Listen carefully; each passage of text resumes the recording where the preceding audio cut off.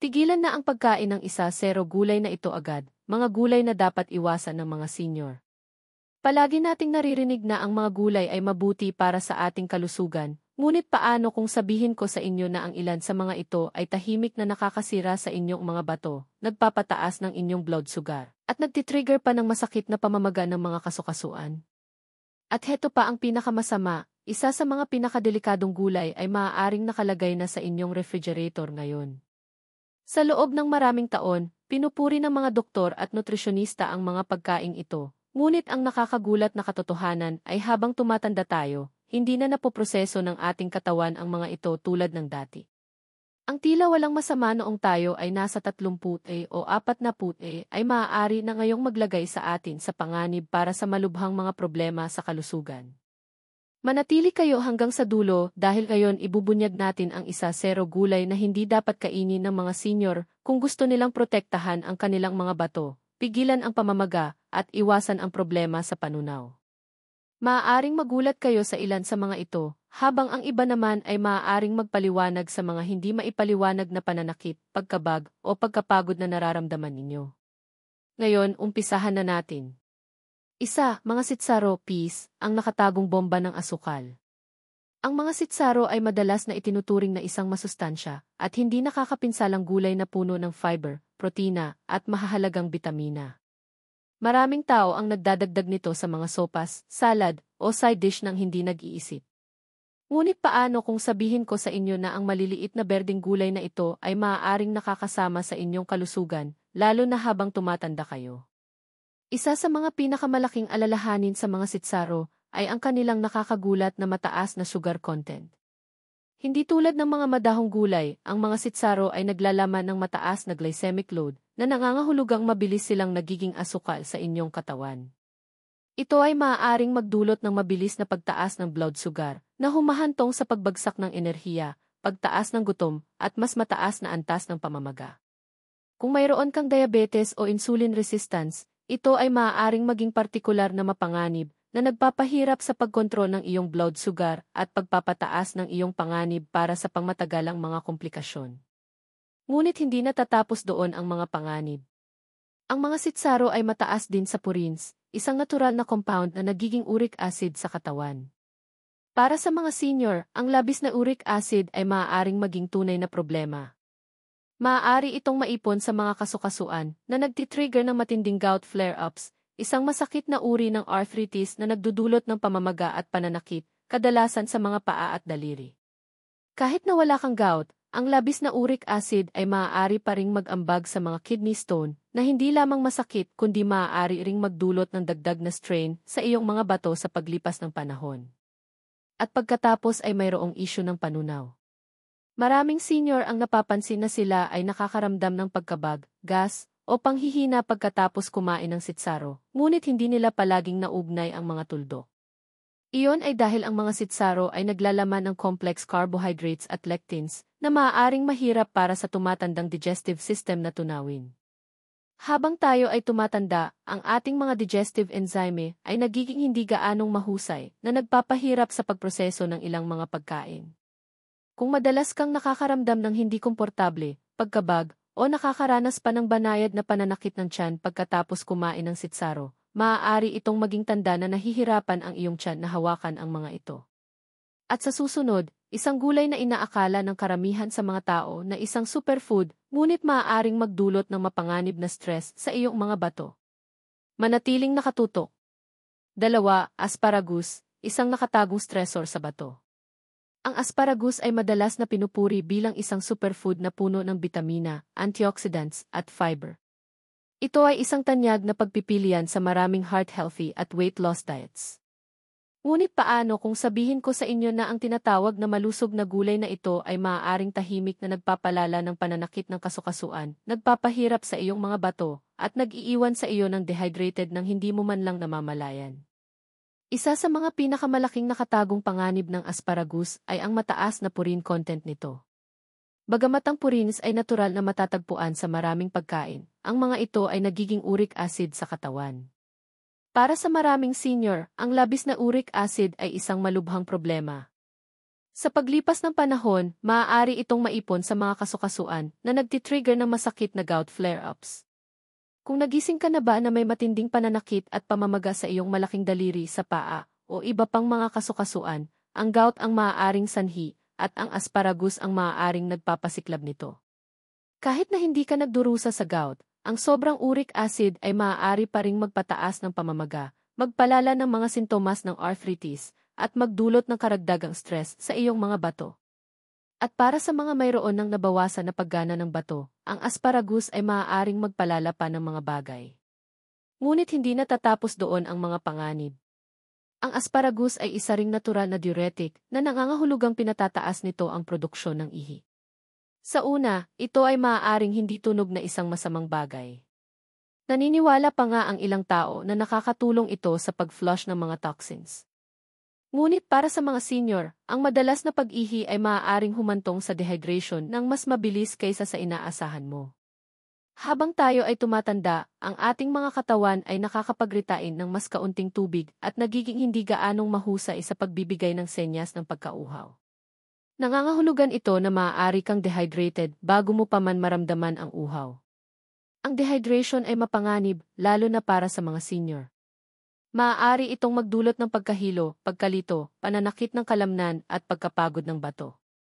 Kung mayroon kang sakit sa bato o nabawasan na paggana ng bato, ang labis na pag-ihi na dulot ng asparagus ay maaaring pilitin ang iyong mga bato na magtrabaho ng labis na maaaring magpalala ng mga umiiral na kondisyon. Susunod, isang gulay na matatagpuan sa halos bawat sambahayan sa Amerika, ngunit maaaring magpataas ng iyong blood sugar at magdulot ng malubhang stress sa iyong panunaw. Manatiling nakatutok. 3. Mais, corn, ang blood sugar spiker na nagtatago sa simpleng paningin. Ang mais ay isa sa mga pinakalawak na kinakain na gulay sa mundo. Mula sa sariwang mais sa cob hanggang sa mga chips, tortillas, cereal, at maging ang corn syrup na nakatago sa mga naprosesong pagkain, ito ay nasa lahat ng dako. Madalas itong ibinebenta bilang isang natural na mapagkukunan ng fiber at mahahalagang nutrients, ngunit para sa mga senior, ang mais ay maaaring maging isang tahimik na kaaway na nagpapataas ng blood sugar, nagpapahirap sa panunaw, at nag-aambag sa pangmatagalang mga problema sa kalusugan. Isa sa mga pinakamalaking problema sa mais ay ang hirap itong tunawin.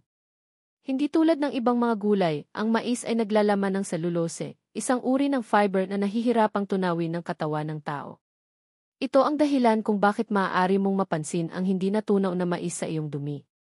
Para sa mga nakababata na may malakas na panunaw, ito ay maaaring hindi isang malaking deal, ngunit habang tayo ay tumatanda, bumabagal ang panunaw, at ang kawalan ng kakayahang tunawin ng maayos ang selulose ay maaaring humantong sa pagkabag, gas, pananakit at hindi komportable. Kung nagdurusa ka sa irritable bowel syndrome, VIF, o iba pang mga problema sa panunaw, ang mais ay maaaring magpalala pa ng mga sintomas. Isa pang malaking alalahanin ay ang epekto ng mais sa blood sugar. Ang mais ay may mataas na glycemic index na nangangahulugang mabilis itong nagiging asukal pagkatapos kainin. Ito ay maaaring humantong sa mabilis na pagtaas at pagbagsak ng blood sugar na nagpapataas ng panganib ng diabetes, pagtaas ng timbang at insulin resistance. Maraming senior ang nahihirapan na sa pagkontrol ng blood sugar at ang pagkain ng sobrang mais ay maaaring magpahirap pa sa pagkontrol nito. Sa paglipas ng panahon, ang mataas na blood sugar ay maaaring makapinsala sa mga bato na ginagawang isang nakatagong banta ang mais sa kidney health. Ngunit hindi lamang iyon. Karamihan sa mais ngayon ay genetically modified, GC, at labis na ginagamot sa mga pesticides. Ipinapahiwatig ng mga pag-aaral na ang GMOs at pesticide residues ay maaaring negatibong makaapekto sa kalusugan ng tiyan, mag-trigger ng pamamaga, at maging ang pag-disrupt ng hormonal balance. Ito ay partikular na nakababahala para sa mga senior dahil ang mahinang immune system at mas mabagal na metabolismo ay nagpapahirap na alisin ang mga toxins na ito mula sa katawan. Sa paglipas ng panahon, ang pagkakalantad sa mga kemikal na ito ay maaaring magpataas ng panganib ng mga sakit sa panunaw, mga sensitibo sa pagkain, at talamak na pamamaga na naiugnay sa sakit sa puso, arthritis, at maging ang cognitive decline. At sa susunod, isang gulay na pinaniniwalaan ng marami na isang superfood, ngunit maaaring sumipsip ng mapanganib na mga toxins mula sa kapaligiran. Manatiling nakatutok para sa mga kabute. 4. Kabute, mushrooms, hindi gaya ng ligtas gaya ng iniisip mo. Ang mga kabute ay madalas na pinupuri bilang isang superfood na puno ng bitamina, antioxidants, at immune-boosting properties. Maraming senior ang nagsasama sa kanila sa kanilang dieta na naniniwalang sinusuportahan nila ang brain health and longevity. Ngunit ang hindi napagtanto ng karamihan sa mga tao ay ang mga kabute ay maaaring maging nakakagulat na mapanganib, lalo na habang tumatanda ka. Isa sa mga pinakamalaking panganib ay nagmumula sa mga ligaw na kabute. Hindi tulad ng maraming iba pang mga gulay, ang mga kabute ay may kakaibang kakayahan na sumipsip ng mga toxins mula sa kanilang kapaligiran, kabilang ang mabibigat na metal at polutan sa lupa. Kung ang mga kabute ay itinatanim sa mga kontaminadong lugar, maaari silang magdala ng mapanganib na antas ng mga toxins na dahan-dahang nagtatayo sa iyong katawan sa paglipas ng panahon. Para sa mga senior na may mahinang immune system o mga alalahanin sa bato, ang mga toxins na ito ay maaaring maging partikular na nakakapinsala, na posibleng humantong sa pinsala sa organ, mga problema sa neurological, at problema sa panunaw. Ang nakakatakot na bahagi kahit na ang mga kabute na binibili sa tindahan ay maaaring maapektuhan kung sila ay itinanim sa hindi magandang kalidad ng lupa. Isa pang nakatagong panganib ay ang E-geni, isang natural na compound na matatagpuan sa mga hilaw na kabute, partikular na puting buton mushrooms. Iminumungkahi ng ilang pag-aaral na ang atin ay maaaring may mga katangian ng carcinogenic kapag kinakain sa malalaking halaga.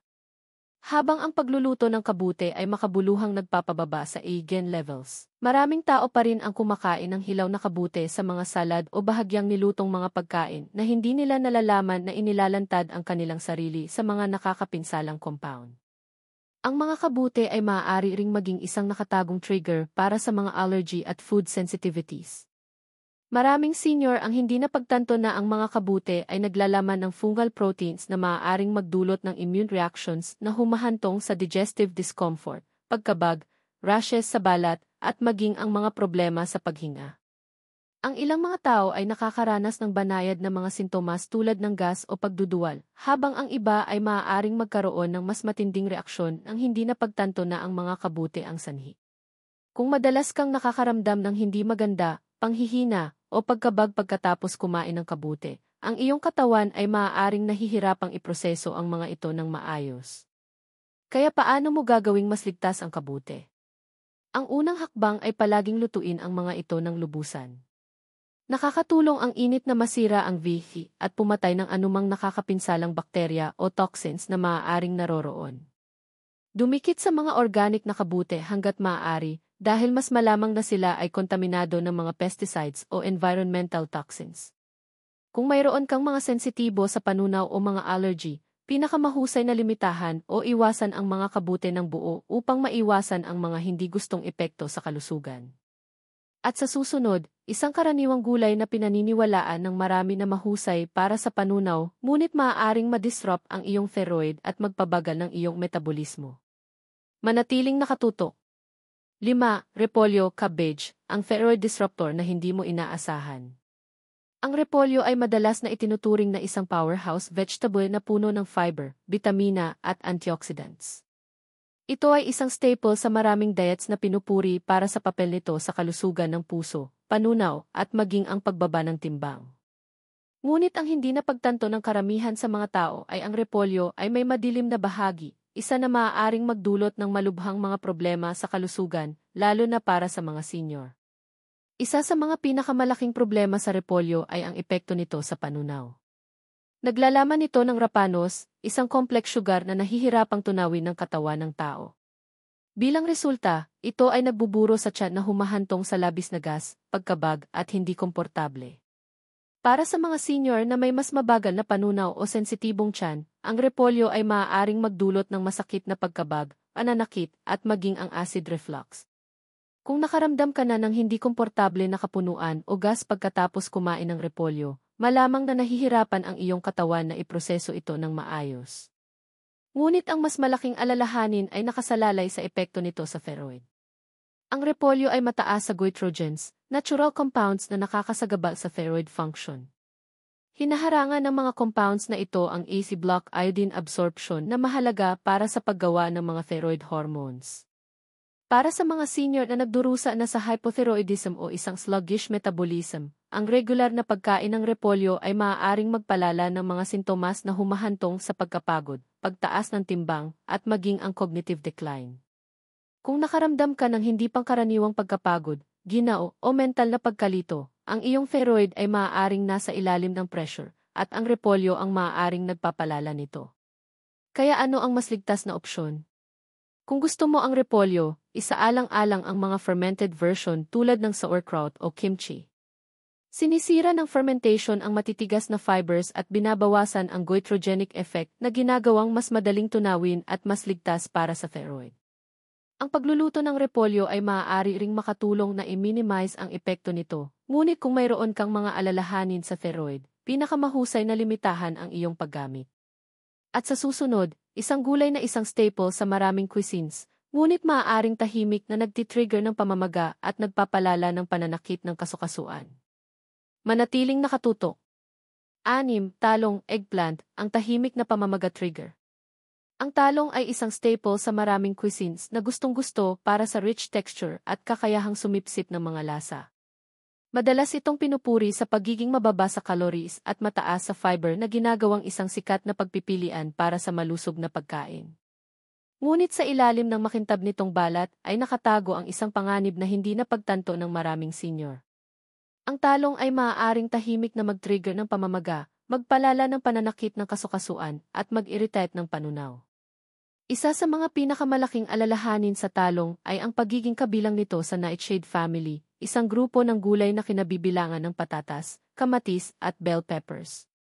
Ang mga nightshade ay naglalaman ng solanin, isang natural na toxin na tumutulong na protektahan ang mga halaman mula sa mga peste, ngunit maaaring magpalala ng pamamaga sa mga tao.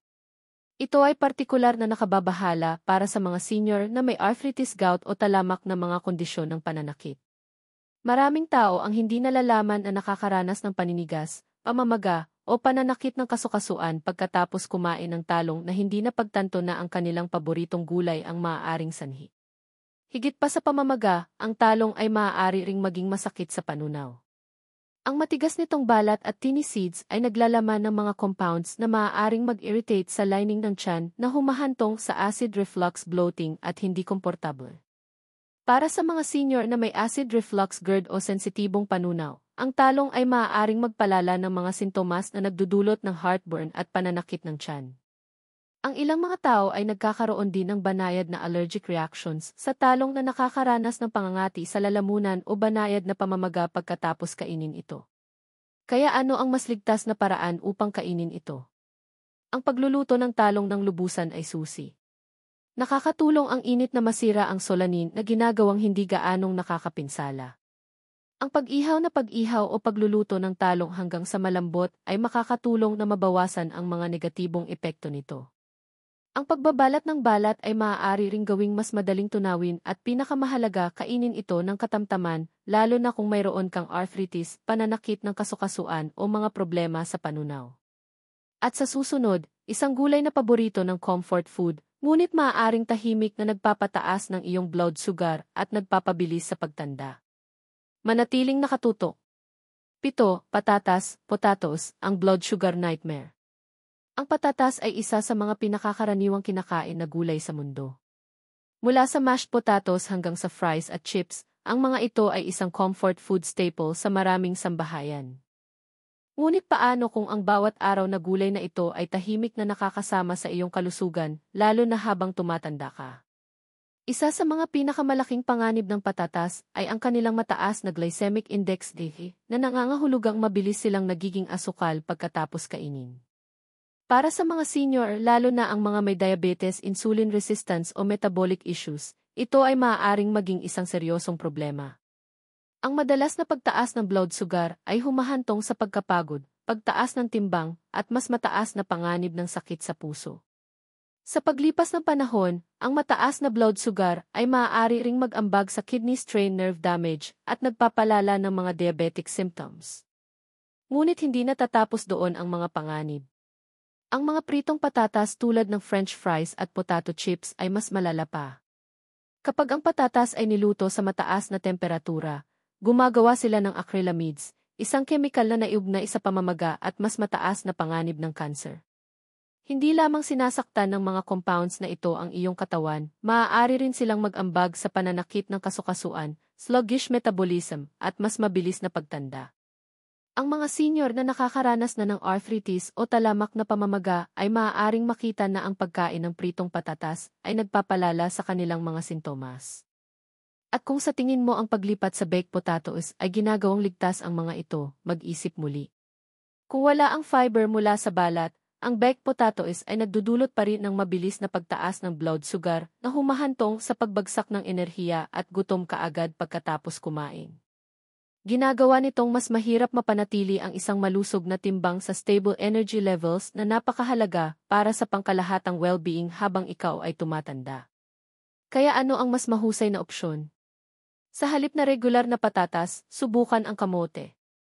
Mayroon silang mas maraming fiber na mas mababa ang glycemic impact at puno ng antioxidants. Kung kailangan mong kumain ng patatas, panatilihin ang balat para sa dagdag na fiber at pumili para sa pagkulo o pagluluto sa halip na pagprito. At sa susunod, isang madahong na madalas na tinatawag na isang superfood, ngunit maaaring maglagay ng iyong mga bato sa malubhang panganib. Manatiling nakatutok. 8. Spinach, ang kidney stone culprit. Ang spinach ay madalas na tinatawag na isang superfood na puno ng bitamina, mineral at antioxidant. Ito ay pinupuri para sa pagpapalakas ng immunity, pagpapabuti ng kalusugan ng puso at pagsuporta sa function ng utak. Ngunit paano kung ang tinatawag na health food na ito ay talagang naglalagay ng iyong mga bato sa panganib? Ang pinakamalaking problema sa spinach ay ang napakataas na oxalate content nito. Ang mga oxalates ay natural compounds na matatagpuan sa maraming plant-based foods, ngunit ang spinach ay isa sa mga pinakamasamang nagkasala. Kapag ang mga oxalates ay nagtatayo sa katawan, maaari silang bumuo ng calcium sa mga bato at bumuo ng kidney stones. Kung nakaranas ka na ng matalim na masakit na sakit sa kidney stone, ang spinach ang maaaring nagpapalala sa problema. Ang mga senior ay nasa mas mataas na panganib na ng kidney stones dahil sa age-related changes sa function ng bato at ang pagkain ng sobrang spinach ay nagpapataas lamang sa panganib na iyon. Ngunit hindi lamang ang kidney stones ang problema. Hinaharangan din ng oxalates at spinach ang calcium absorption na nangangahulugang kahit na kumukonsumo ka ng maraming calcium-rich foods, ang iyong katawan ay maaaring hindi sumisipsip ng sapat upang suportahan ang malalakas na buto. Para sa mga senior, ito ay partikular na mapanganib dahil ang mas mahihinang buto ay nagpapataas ng panganib ng fractures, osteoporosis at mobility issues. Kung nahihirapan ka sa marupok na bone, frequent fractures, o pananakit ng kasukasuan, your spinach habit ay maaaring gumagawa ng higit na pinsala kaysa sa mabuti. Kaya ano ang mas ligtas na paraan upang kainin ang spinach? Ang pagluluto nito ang susi. Ang pagpapakulo o pag-ihaw ng spinach ay makakatulong na mabawasan ang oxalate levels na ginagawang hindi gaanong nakakapinsala sa iyong mga bato at bones. Ang pagpapares nito sa calcium-rich foods tulad ng cheese o yogurt ay maaari ring makatulong. Nabalansihin ang oxalate effect na pinipigilan ito na maubos ang iyong calcium level, ngunit kahit na sa mga pag-iingat na ito ang katamtaman ay napakahalaga. At sa susunod, isa pang tinatawag na superfood na hindi kasing ligtas gaya ng iniisip mo lalo na kung mayroon kang thyroid o kidney concerns.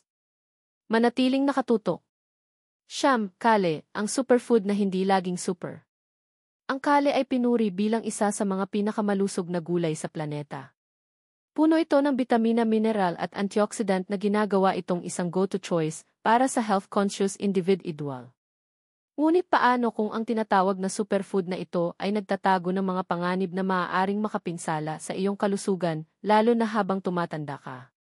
Isa sa mga pinakamalaking alalahanin sa kale ay ang mataas na oxalate content nito, tulad ng spinach, na naglalaman ang kale ng mga oxalates na maaaring mag-ambag sa kidney stone formation na partikular na mapanganib para sa mga senior na ang function ng bato ay natural na bumababa sa edad. Kung nakaranas ka na ng kidney stones, ang pagkain ng malalaking halaga ng raw kale ay maaaring magpataas ng iyong panganib at magdulot ng karagdagang stress sa iyong mga bato. Ngunit hindi natatapos doon ang mga panganib. Ang kale ay naglalaman din ng goitrogenic compounds na nakakasagaba sa thyroid function. Kung mayroon kang hypothyroidism o iba pang mga problema sa thyroid, ang pagkain ng sobrang Yi ay maaaring magpabagal pa sa iyong thyroid na humahantong sa pagkapagod, pagtaas ng timbang at isang sluggish metabolism. Maraming senior ang nahihirapan na sa thyroid imbalances at hindi nila nalalaman ang pagkain ng labis na halaga ng raw kale na maaaring magpalala sa kanilang mga sintomas. Nangangahulugan ba ito na dapat mong iwasan ang kale ng buo? Hindi naman kinakailangan. Nakakatulong ang pagluluto ng kale na bawasan ang oxalate at gitrog levels na ginagawang mas ligtas na kainin. Nakakatulong ang steaming o lightly sauteing kale na ibaba ang epekto nito sa kidney health at thyroid function, at tulad ng anumang pagkain na katamtaman ay susi ang pagkain ng kale paminsan-minsan at sa mga balanced portions ay mas mahusay kaysa sa labis na pagloload ng iyong dieta dito. At sa wakas, sa susunod, ang numero 1 gulay na maaaring nagdudulot ng pamamaga ng problema sa panunaw at pananakit ng kasukasuan. Maaaring ikagulat mo ito. Manatiling nakatutok. 1. Bell peppers, ang nakakagulat na gulay na maaaring nakakasama sa iyo. Ang bell peppers ay maliwanag makulay at madalas na itinuturing na isang malusog na karagdagan sa mga pagkain. Puno sila ng vitamin ni antioxidants at fiber na ginagawa silang isang sikat na pagpipilian sa mga salad, stir-fries at inihaw na pagkain. Ngunit paano kung ang tila hindi nakakapinsalang gulay na ito ay lihim na nagdudulot ng mga issue sa panunaw, pamamaga at pananakit ng kasukasuan, lalo na para sa mga senior? Isang malaking issue sa bell peppers ay ang kanilang matigas na panlabas na balat. Habang tumatanda tayo, bumabagal ang ating digestive system na nagpapahirap na masira ang fibrous foods. Ang balat ng bell peppers ay partikular na makapal at mahirap tunawin na maaaring humantong sa pagkabag, acid reflux at pananakit ng tiyan. Kung madalas kang nakakaranas ng indigestion, gas o acid reflux, bell peppers ay maaaring maging isang nakatagong trigger. Ngunit hindi lamang panunaw ang alalahanin. Ang bell peppers ay kabilang sa nightshade family, tulad ng patatas, kamatis at talong. Ang mga gulay na ito ay naglalaman ng solanin, isang natural compound na naiugnay sa mas mataas na pamamaga at pananakit ng kasukasuan. Para sa mga senior na nakikipag-usap sa arthritis, joint stiffness o talamak na pananakit, bell peppers ay maaaring tahimik na nagpapalala sa mga sintomas. Kung napansin mo na ang higit pang mga pananakit pagkatapos kumain ng nightshades, bell peppers ang maaaring sanhi. Isa pang overlooked issue ay ang allergic reactions at food sensitivities. Ang ilang mga tao ay nagkakaroon ng sensitivities sa nightshade vegetables na maaaring humantong sa pamamaga ng problema sa panunaw at maging ang skin reactions. Ang sensitivity na ito ay madalas na banayad na ginagawang madaling makaligtaan, ngunit kung madalas kang nakakaranas ng hindi maipaliwanag na hindi komportable, ang pagbawas sa bell peppers ay maaaring makatulong. Nangangahulugan ba ito na hindi ka dapat kumain ng bell peppers? Hindi naman kinakailangan. Ngunit kung paano mo ihanda ang mga ito ay malaki ang pagkakaiba.